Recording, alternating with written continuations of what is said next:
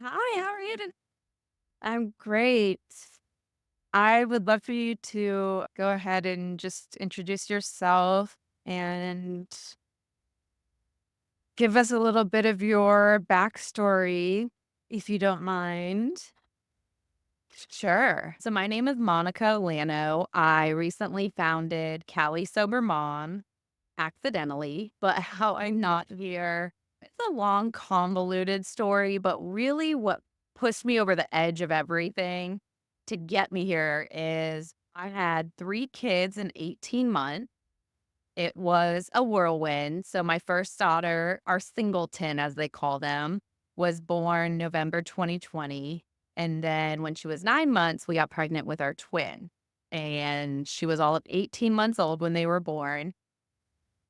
Uncomplicated pregnancy, which I know a lot of people in the twin world have a lot more complications with the pregnancy itself. But I was 38 weeks on the dot. I was considered geriatric, so I was 36. Oh my gosh, yeah, my babies were both almost 7 pounds at birth. It was ridiculous.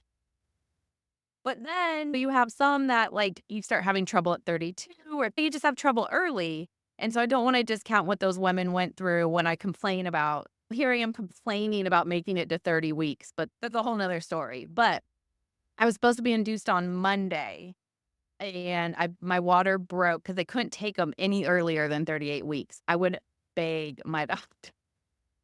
But so Monday was supposed to be my induction date. My water broke on Saturday night. So 2 days before. And my daughter was like a day and a half for birth. And so when my water broke, I was like, oh, they say you have a little bit of time. And I'd been swimming or attempting to swim. I was a mess. I was dirty and I was a mess. And so I thought I had time to do a full woman shower, wash thick hair, blow dry. Oh my God, it was the worst. That was dumb. So I got to the hospital an hour after my water broke, and I was already at a 5 or a 6 when they checked me. I was just screaming in pain. So they got me into the delivery room right away, rushed anesthesia there to give me an epidural, blah, blah, blah. And they were just waiting to get the team together because it was all, they're like, we did not see this coming, especially this quickly. And I think I was at 10 by 10:30 p.m. And they were like, if you feel like you have to push, but you can, just wait because not everybody was there. That's been the worst part. I see your face and I'm like, this is the easy part. Full It's fine. disclosure, I gave birth to twins in a different, but maybe equally and totally complex and layered way that you did, but very different. So I am like with you just on I'm hanging on your every word. Yeah, I didn't think literally my daughter, I just set at a 1 forever. So I didn't even know like this could happen so quickly.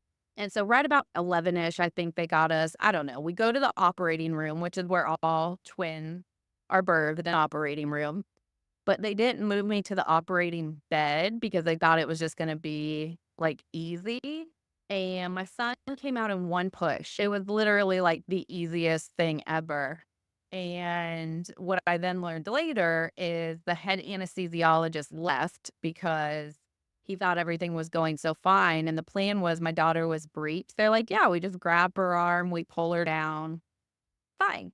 It didn't go fine. Everything was a hot mess. The nurses that were there were new to that hospital, so they didn't know how to monitor the machines. They were having a hard time keeping my daughter on the hot heart monitor.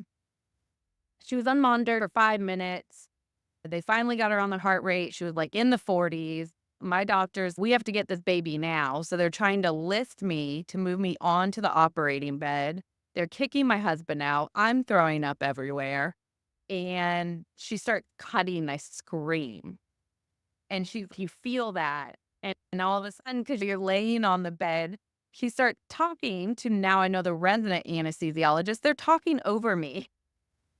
They gave me the wrong medicine, like, the medicine he gave me was, like, if you were gonna have a C-section, like, in 15, 30 minutes, and so it wouldn't kick in, and the last thing I remember is the other doctor yelling my doctor was yelling, "I have to get this baby," and just starts cutting. The other doctor's yelling, "Put her under now," and I just see the anesthesia mask coming over my face. And then I woke up, I don't know when. Yeah, it was don't remember waking up. The first pictures of me, they have pictures of me with my kids back in the recovery room. Apparently, they put both my twins on me. No memory of it. The only memory I have of after is telling my husband that I needed the crazy eyebrow nurse away from me. And I laugh now because I'm healing, but it was just such a tragic. And then we had issues with our daughter, the one that had the complicated birth. And so we had to start pulling our own medical records, which is how we found out so many things. And then how I got to Cali Sober Mom and somehow involved in cannabis out of all of this is my only way I knew how to cope was to drink alcohol. I didn't realize how long I'd been using that as a coping mechanism. So when you send a woman home after this super traumatic delivery, not even telling her 9/10 of what happens, you send her home with all this trauma, with 2 babies and an 18-month-old at home, and say, "See ya and thanks for your checkup."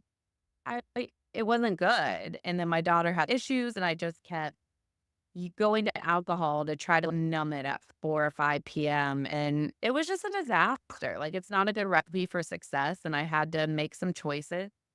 And getting off alcohol, I found some of the medicinal benefits of cannabis using like having a 2.5 milligram drink or a very small gummy at 4 or 5.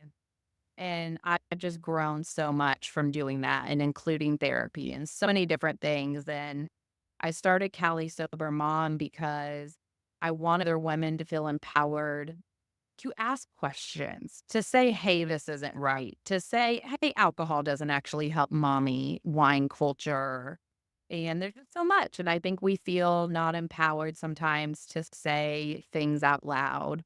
But I feel like the more we all start sharing our stories and sharing what happened and sharing the lack of acknowledgement we got, the lack of education, the lack of support, because every time I share, somebody reaches out and says, "Oh my gosh, I had a similar story," but they all feel like you can't talk about it or that the world doesn't want to hear it. So I'm just using my voice, my platform to be like, I'll share how ridiculous my life is, all the mistakes I made, so other women can feel more comfortable to start sharing. Incredible. That's so brave because you're sharing this it's like a sort of twofold thing. Like you said, you're sharing, like, mistakes you made or ways in which you weren't healthy, but you're also sharing, like, ways that have helped you feel better and that so you're spreading this is not I shouldn't use this phrase, but I'm going to. You're spreading the gospel in that way. So it requires vulnerability as well as a lot of knowledge, I bet. Yeah, it does. It does take knowledge, but I will be the first one to tell everybody there is no way any of us can all be experts on something, right? And I'm never going to be the expert on anything, but one thing I am really good at is like I almost feel like a conduit. Like I can find that expert over here and I can bring them in where you might not have thought they would come talk to a group of women, like a cannabis expert. Why are they talking to a group of moms, maybe? But I'm really good at finding those pieces that can all come together, and that's what I wanna do. I will never retain knowledge, if that makes sense. If I'm not u I can learn anything, but if I'm not using it right at that moment, my brain's like, "Boom, see ya." Probably not a shocker I got diagnosed with ADHD and all this healing. But yeah, that's what it does take knowledge, but I don't want anyone to ever think I'm gonna have all the knowledge because I'm not, but I want to help women feel strong enough to know where to find it. Or gosh forbid, when you Google, I hate the internet is the worst because who has enough money to pay SEO or pay so even Google you can't trust. And then you find out some of these studies that have come out, like saying so much wine is good for you, when you find out that they've been paid for by the alcohol company for these people to say this, I'm like, I don't even know what to trust anymore. So sorry, I took that totally left. I squirreled. But No. yes, I want to help acquire that knowledge. And part of being so vulnerable and having to admit these things and maybe make an embarrassment of myself is if I'm not real, then I'm just as bad as whatever you Google, right? I could just be a paid off pawn. So I'm trying to be as authentic and as vulnerable as I can to help get that information out there. Yes. And so that makes sense. You're actually a representative of your sort of client, of who your sort of client would be. uh, A woman seeking those answers and seeking that information. And so that's who you're empowering. You're not saying, I know everything, listen to me. You're saying, you guys, this is awful. Like, we've probably, most of us all had an awful time with this. And these are people and these are resources and these are questions we should be asking. Exactly. That is the let's just put the awful out there. Let's own it so we can find real, thick, or authentic, and not just what is spending the most amount of money to get us to buy into something. Super All powerful. over the place. I am all over. She, and it does be, we should feel totally empowered to be all over the place, right? Yes, I am. And we for the very first person we told the sex of our daughter to. And I probably okay, if it was a girl, and we said it was a girl, and I probably made a face just because in full transparency, I always thought I wanted boys. But that's because I was never a super girly girl, and I was afraid, God, what if she wants to know how to do makeup and do hair and manage her emotions and this and that? I just don't know how to do it, which is a whole nother story. But the first person we told, they saw my face, and he said, "It's okay, Monica. Women can do almost anything now." And I think back on that, I'm like, yeah, we can. Why do we keep ourselves small? And I think a lot of I realized I was using alcohol to stay small, to stay in my lane, to stay numbed because my personality is once you start seeing it, I want to call it out and I want to point it out and I want to fix it and I want to do that. Yeah, we're just running with it. We're just going for it. But Yeah. having twins would lead to all that. Uh, yeah. I mean, it totally explodes your life. I've heard, oh my gosh, there's 17 months. So Your Or they are okay. my So only when they kid. your only kids, yeah. So when they hit, everything's new times 2 now for you too. We're Yeah, it is. getting it all at once, but then double whammy. Yes, exactly. Yeah, I don't have a 18-month-old or no, 9-month-old. She was You're 18 months when they were born. She's 18 um months older than them. So yeah, we at least have a benchmark to reference it. To know, yeah. like, when it's an awful time, "Oh, this is this stage, it's gonna be awful until this next stage," where y'all might be pulling your hair out going, "Oh my god, I have the worst kid ever. This kid's never gonna stop doing this, blah, blah, blah." Yeah. If every time and the changes happen so quickly. Like every time I feel like I have some kind of like gra every time I feel like I have some kind of grasp on what's going on, we've like morphed into another stage. And the thing I'm dealing with right now is like boundary discipline in any kind of way. Like making boundaries and rules, especially with my son, 'cause I have a son and daughter, a normal twin. Yeah. And my son came out first. So Me too. yeah.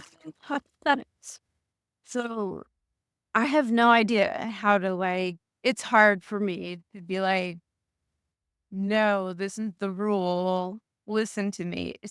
I have no idea how to do that in like an effective way. But I have to. Otherwise it's gonna be chaos. And that won't help him at all. It's so hard. I will say I don't even know everyone's kid's gonna be different, right? My husband's more of a, like, far no, and I'm like, "Let's explain it." Drives my husband crazy, but I'm like, "We can still set a boundary and explain," but yeah, they're at that age where they're just testing what they can do and what they can't do and learning, and it's hard. It really and each kid's gonna be a little bit different. That's the most crazy and weird part of it. Everyone says that, and I'm always like, "Yeah, whatever," but it's true. It Yeah. really is. And just roll with what you get each day, and you tomorrow's another day. Yeah, so that's what I do. I have a new motto, actually, that it's we're all gonna F our kids in some way. Not intentionally, but there's gonna be something that we did that they're like, it's gonna get to them. So I'm just like, I'm do my best, and that's what I'm going with. I'm like, I'm gonna mess them up somehow. What can you do? Yeah, and that takes a certain amount of being at peace with yourself, like with your own demons or past trauma or how you were raised or whatever. Because if you're still like in contention with what happened to me, then I think it's harder to be confident as a parent. If that makes sense. That's very insightful. I had never thought of it that way because here I am like, oh, I gave up alcohol, I did cannabis, I did therapy. Like I'm becoming a better mother, thinking I'm more patient, which I am. And I don't get agitated as easily, but I never thought to think that's because I'm so content in me that I know what I'm doing for my kids is the best I can do. And not just because I'm surviving. It's because I've learned this and I've healed from this and I've read about this and I'm not worried, like, when my mother-in-law or my aunt or someone comes over, and I know they have some judgment on things we do with our kids, but I that doesn't bother me anymore because 'cause I'm confident in me, like you said, I'm confident in what I'm doing, so thank you. I had never that was a very insightful take on it. Yeah. Yeah, if you're parenting to have your kid behave so you don't feel judgment from others or you're like I don't know. I feel like so much of it is I want my kid to behave this way at this time in front of this person. You never want to be that one they're talking about. But if you are content with you and your family and your parenting, that anxiety eases away, I think. Yeah. Yeah. Yeah, Totally. coming up with new parenting techniques today. And now marriage. So, but it's interesting what you said about women and asking questions and being more like, what about this? Hey, just outspoken. Do you feel like, I guess I, I have felt like when I think of cannabis, I don't think of women. And have you experienced that like bias? Yes and no. I will say the same thing. I think that there was always this like counter culture cannabis use image, right? If you think of a woman using cannabis, there's probably a very certain demeanor, image, social class, all of that comes to mind. So even though these beverages and edibles are legal, they're still held against you against like medical license and insurance and all those type of things. And that's when I was like, that's really a thing. And I read more, it can be used against you in court cases with your kids, even though it's federally legal or employment. And I'm like, wow, there are stigmas in the sense of control that are still out there. The amount of control that can be used with this is insane, even though it's federally legal, right? And we're projected to have this stigma of what it looks like. And I live in a very conservative neighborhood. I don't know the right way. Steve Scalise goes to my church, where he's one of the Republican Congress leaders, one of the Supreme Court justices, Amy Conant Barrett. She graduated from this church that we go to, where my kids go to school. Her dad's still a deacon there. So just to give you an idea of the Yeah. assertiveness that I like Mhm. surround myself in. And Yes. here I am starting a business basically like destigmatizing weed, right? And so I was really nervous the moms were going to be, because I'm not from here. My husband was born and raised in this, but I'm not. So I'm already an outsider. And I was like, man, they're Mhm. really going to shun me now. And a few people started asking me, and finally I just said it. I was like, "This is what I do." And the first woman I said it to was at the pre-K 3 play date. She's holding her Harvard coffee mug, and I'm just like, "I'm normalizing weed." And she leans in, she goes, "I take a gummy before I take my kids to the park." And every mom that has had the conversation with me, or now moms will come up and ask me very slyly. So, this niche neighborhood that you think would be the most judgmental, all these women are doing it. Just nobody wants to talk about it out loud. So, I'm like, where is the actual stigma? Because here I thought people were gonna stigmatize me because they think I'm a bad mother or I'm just out smoking joints all day, and I'm like, "Oh my gosh, no. When people are doing this, there's just this unsaid, entrenched system that doesn't let us talk about it out loud." And that's really what I'm like, "Oh, this is what we need to keep pushing." It's not even so much the stigma now that I wanna break.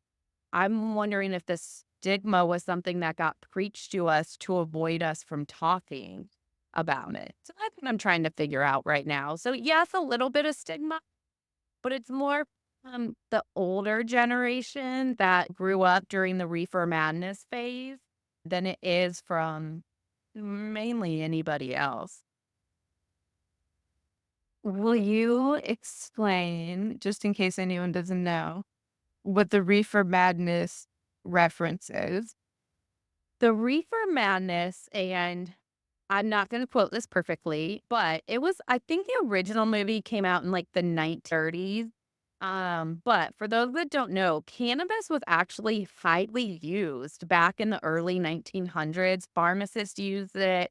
It was used medicinally. This was a common drug for medicinal value. And then in like Texas, when the Mexican immigrants started coming over, they brought flour and paper and would smoke it. And that was a way for, I hate to say the word, but racist. You can say that word. It was founded in racism, the kind of negative connotation around it. And then if you really do the studies, then when alcohol was made legal, Kissinger, I think, or whoever was in charge of alcohol prohibition, shifted all of his efforts then to cannabis prohibition. Because if he wouldn't have prohibited something, then he would have been out of a job. And so there's that Yep. whole political aspect of it. But then in that whole 1930s, 40s, 50s, the reefer madness came out, which was really they went town to town. This is before internet and before that. And preachers are some of our best salespeople. And they sold the thing that cannabis was going to make our young kids go mad and go to jazz clubs, and our white women would sleep with black men. That's what was going to happen if our kids use cannabis. And that's what was sold to that age group and how it became so much of counterculture. So when you really look back through the history, it's really sad to see how all these negative, and there's more, those are just the few to get you back to the reefer madness. But I think the original movie came out in the 1930s, and then there was a remake. There's been a couple remakes. So it's definitely worth checking out if you really want to Yes. see. I use the word indoctrinated And my grandfather lost his mind that I called him indoctrinated, and I did not mean it in a mean way, but you just don't know what you don't know. Oh, yeah. They were exposed to, and that's what they were taught. They didn't know any different, but I think some generations are just so locked into that. But the younger ones from like Gen X, millennials, Gen Z, I think we're all like, yeah, we know that bullshit. Yeah. There's still this stigma, or there's still power over our jobs or power over our kids. And that's really where I think that there's still just some work to be done. Yeah. It almost makes me think of I don't know, like, homosexuality in, like, the '80s, '90s. I don't know the correct exact time frame I'm thinking about, but when it was like, if they found out you were gay at work, that was Don't ask, don't tell. The oh, military control it. They couldn't ban it or they wouldn't have enough people. So they went, don't ask, wait, don't tell. shoot. Huh. There that was literally saying, You know, "Just don't tell." yeah. Oh, right now, a don't ask, don't tell situation. They just let's all be quiet about it. Like we're gonna do it, but we're gonna be quiet about it. And the only way we're gonna drug test is if you get hurt on the job, and then we can ban paying you because now you've broken our insurance policies. Oh Yeah, my it's gosh. ridiculous. It's so meanwhile, all the lobbying is happening behind the scenes right now to legalize and deschedule or reschedule. The amount of money that's happening behind the scenes now, while we're all focused on the election, this is what all the meetings are about. You're going to see a ton of change in hemp and cannabis policy coming out, and it's to keep the folks that have a lot of money and have a lot of power over the entrenched system are going to start buying out these companies, but they're getting all their ducks in a row first. But how can we, if we're still afraid to even say we use it, how can we go fight for it? How can we Mm, go fight for another industry being taken over by consumerism, hurting your health for profit? So it seems so weird. Like when I say I go deep on things, like I really go deep on it. And that's like ultimately what I want to get to and focus on and do before it's all taken over. But we have to start with the baby steps of even having people feel comfortable to say, I take a gummy before I take my kid to the park. If we can't say that, there's no way anyone's going to be able to go to Congress and battle for this. But it really yeah. should be a huge political topic right now. Yes. And yes. Sorry, I Whoa. proposed this way deep. No, no. It's hitting. This is what I live for. This is what I live for is going deep. It is a huge topic or a huge issue. And I have heard about it and I'm just now putting it together. Like, it's I've definitely heard of it being like a huge area for like people of color for making businesses and creating jobs and just that great. That's a thing to be celebrated and yeah, that would certainly be destroyed if corporations took over. And they are seeing that in some states. There's so many like social equity licenses that are awarded, but then it's financially impossible to operate with a social equity license. So they take on partners, and then the partners eventually take it out or buy them out, or they win the license and then they sell them. Like these licenses that you can win are worth so much money. And Yeah, it's a whole we could do a whole, like, deep dive for 3 hours on the corruption that's happening in this industry right now. It's really sad, really sad. I know. This is the knowledge though. This is the knowledge that is good, that we need, that we all need. Yeah, and then it's finding a way to get it out there. I always thought I was so naive that if someone had something intelligent that would change the world or make a huge impact, as soon as they said it, we would listen. I just thought people weren't talking maybe, I don't know. It is so hard to be heard. It's so hard to be heard. We're being trained to have attention spans like this. Yeah. To get your message out there. And we're so taught in consumerism that we buy into things that we that we buy into. So if you're not selling something, people don't stay attached to it. They don't feel like if they'd give it, I don't know. It's just really difficult to be heard. And it's made it really interesting. Just Yeah. really interesting. This is so interesting.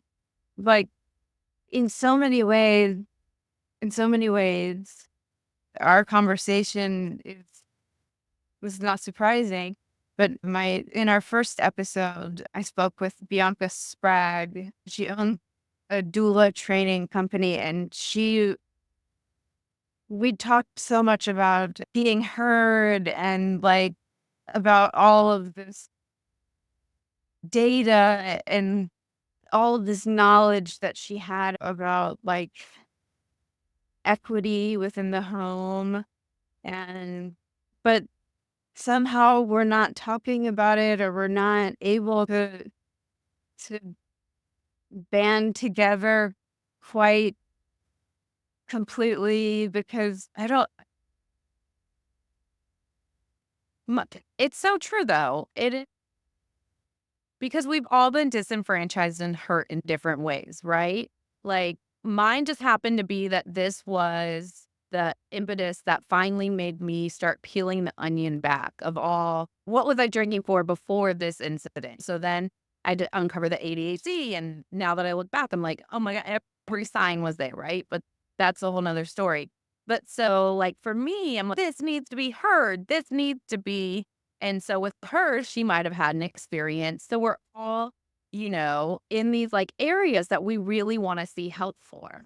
How do you get hurt? Niche down, talk to the algorithm. You stuck in these little echo chambers, which you're doing so good, and anyone that's also passionate about that. So we get these like great echo chambers everywhere, but we're not connecting.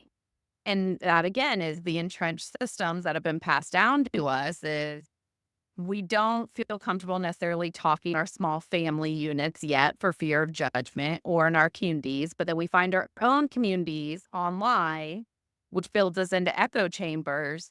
So, how do we start connecting those echo chambers? How do we realize that we're all part of this not this small, we're all part of the Big Venn diagram, where when you look at it, she's fighting for this part of humans, I'm fighting for this part of humans. There's all the work being done behind the processed foods, right? There's so many strong leaders in this, but we're all fighting different fights.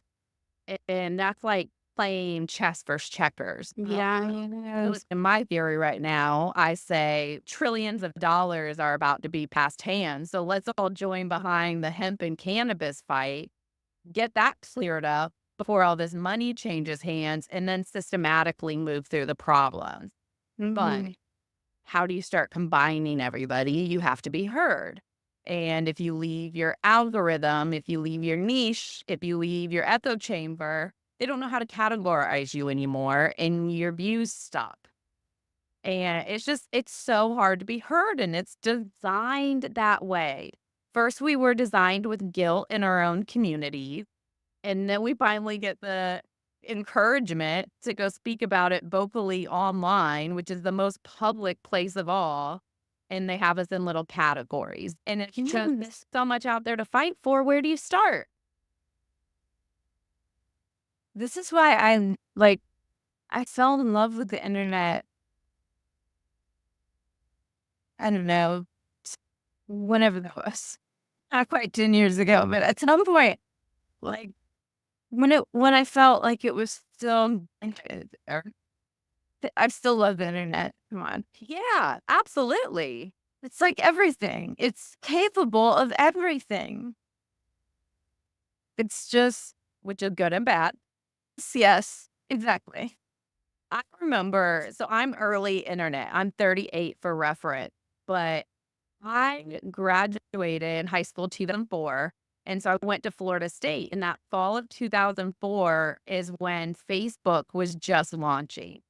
And so being like a larger educational institution, Florida State was one of the first ones to get it. So I have had my Facebook for almost 20 years. It will be 20 years this fall. I get chills because I didn't realize, like, at the time what an early adapter. But anyway, I come home from college.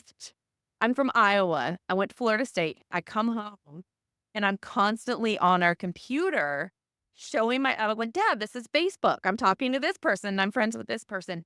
My dad for 10 years seriously thought I was sitting in my dorm room talking to fake internet friends. It's like early internet I am. So I'm being like the connection, the bad, the good, it's everything. So my dad later bought stock in the original like IPO. I was laughing so hard. I was like, yeah, you me talking to internet straight. Yeah. Oh my gosh. But yeah, there's so much that can be done. It's how do we get there? That's the problem is I'm so proud of all the women that are standing up now and speaking out. I think there's a lot of strong women that laid that foundation for us. And I think we're getting the ability, and a lot of us are now being.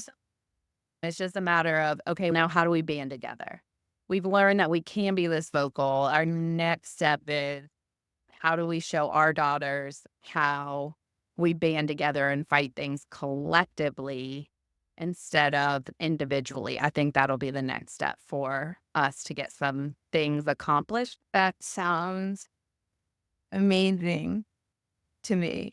I think you're right because I just read and I don't know we've gone over time, but I just read yesterday that Michelle Obama said that she went through IVF or some fertility treatments to have her daughters, and it was the first time I ever Yeah, I never knew that until right this moment.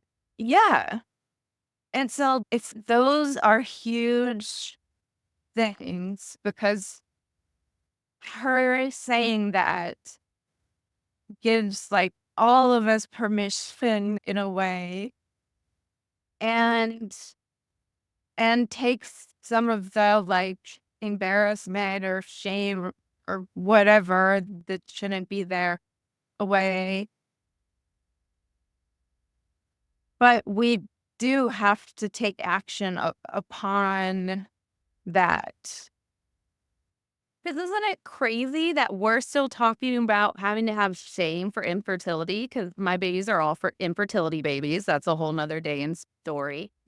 We're still talking about how do we openly say that and talk about it when the real discussion should be like, why are we all infertile now? Why is now having a baby so profitable for institutions? Let's go back in the layers. It's just sad to me that we still feel guilty saying these things out loud, that we can't even get to the real discussions. Wow. Wow. Because if we're not saying it, that It's not a problem. yeah, we're helping the bad guys Yeah, our foods, environment, the plastics, the things we're exposed to. make lotion.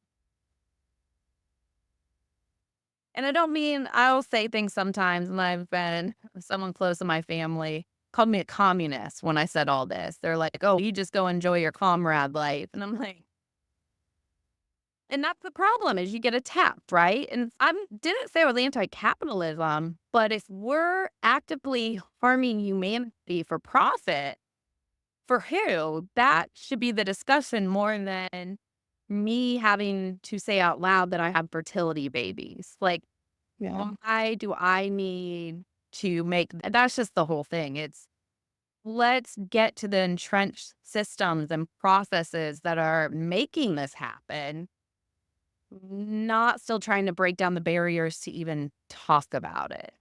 Mhm.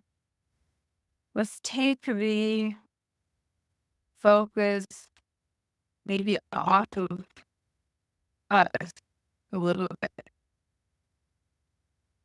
Yeah. We're all just trying to survive. That's all we're doing. We didn't do anything wrong. We are just trying to survive in the system we were given. We don't have a master plan. Thank you so much for telling your story and for everything you do. I think that we should keep talking. Yes. I love yeah, because this is obviously something very current and happening in real time. Yeah. I appreciate you having me. Any opportunity I get to share and really bring up the bigger points is so appreciated. So thank you for I didn't mean for it to go there, but I love that just where our I'm conversation went because I think yeah, these are the things that'll help gain more traction and people feeling comfortable discussing things. absolutely. Thank you. Yes. Talk soon.